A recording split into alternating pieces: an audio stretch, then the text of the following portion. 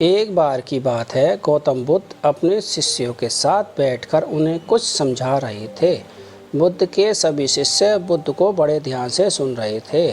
बुद्ध और उनके सभी भिक्षु ये देखते हैं कि उनकी तरफ एक आदमी बड़ी तेजी से आ रहा है और वह आदमी बहुत क्रोध में है और वह कुछ बड़बड़ाता आ रहा है।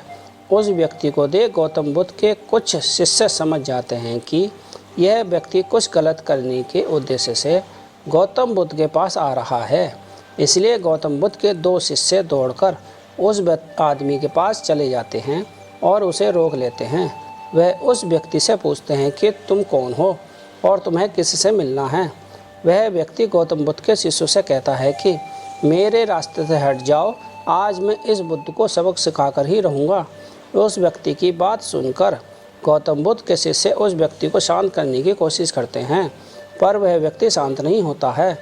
बुद्ध उस व्यक्ति को देखते हैं और मुस्कुराते हैं और फिर अपने शिष्यों से कहते हैं कि मेरे प्रिय भिक्षुओं, इसे आने दो, मेरे पास ही वह मुझसे कुछ कहना चाहता है। बुद्ध की आज्ञा का पालन करते हुए बुद्ध के भिक्षु उस व्यक्ति से रास्ते से हट जाते हैं।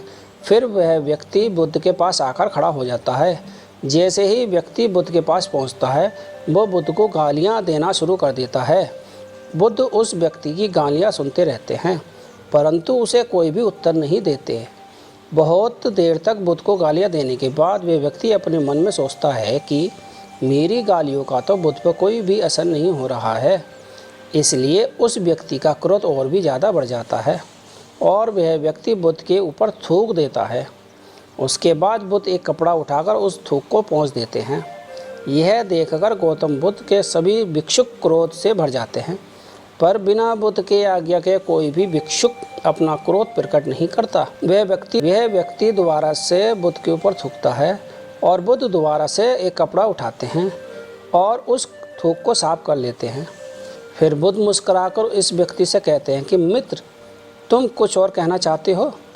जैसे ही वे व्यक्ति बुद्ध का ये प्रश्न सुनता है, वे व्यक्ति भीतर तक हिल जाता है। फिर वह व्यक्ति बुद्ध को कोई भी उत्तर नहीं देता है और तुरंत वहाँ से चला जाता है। बुद्ध के सभी भिक्षुओं के मन में यह प्रश्न होता है कि उस व्यक्ति ने बुद्ध का इतना अपमान किया, लेकिन बुद्ध ने उस व्यक्ति को यह क्यों कहा कि क्या वह कुछ और कहना चाहता है। सभी भिक्षुओं में से एक भिक्षुक बुद्ध से कहता है कि आपने उस व्यक्ति से ये क्यों कहा कि क्या वह कुछ कहना चाहता है, जबकि यह स्पष्ट था कि वो व्यक्ति यहाँ कुछ कहने नहीं आया था, बल्कि वह तो आपका अपमान करने आया था। वह व्यक्ति बुद्ध का अपमान करके अपने घर तो चला जाता है, लेकिन पूरी रात वो सो नहीं पाता है। उसके मन में सिर्फ यही प्रश्न घूमता रहता है, मैंने बुद्ध का अपमान किया, उन्हें गालियाँ भी दी, फिर भी उन्होंने मुझसे ये क्यों पूछा कि क्या मैं कुछ और कहना चाहता हूँ, जबकि मैं वहाँ कुछ कहने नहीं बल्कि उनका अपमान करने गया हुआ था। अगले दिन वह व्यक्ति सुबह सुबह जल्दी उठकर बुद्ध के पास चला जाता है और उनके चरणों में लेट जाता है। बुद्ध के सभी शिष्य उसको देखकर आश्चर्यचकित होते हैं कि जो व्यक्ति कल बुद्ध का अपमान करके गया हुआ था, आज वह रो रहा है और बुद्ध के चरणों में पड़ा हुआ है। बुद्ध उस व्यक्ति को उठाते हैं और उस व्यक्ति से कहते हैं कि मित्र, क्या तुम और कुछ कहना चाहते हो। इतने में ही बुद्ध का एक भिक्षुक बुद्ध को टोकता है और उनसे पूछता है कि बुद्ध, जब कल ये व्यक्ति आपका अपमान कर रहा था तब भी आपने यही बात कही थी, क्या तुम्हें कुछ और कहना है।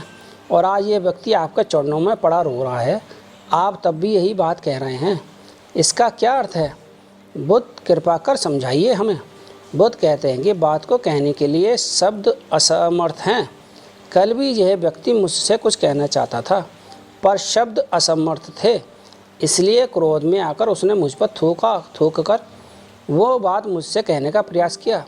और आज भी शब्द असमर्थ हैं, उनकी जगह इसके आंसू कह रहे हैं जो ये कहना चाहता है। उसके बाद ये व्यक्ति बुद्ध से कहता है कि बुद्ध, मुझे क्षमा कीजिए, मैंने कल आपका अपमान किया है।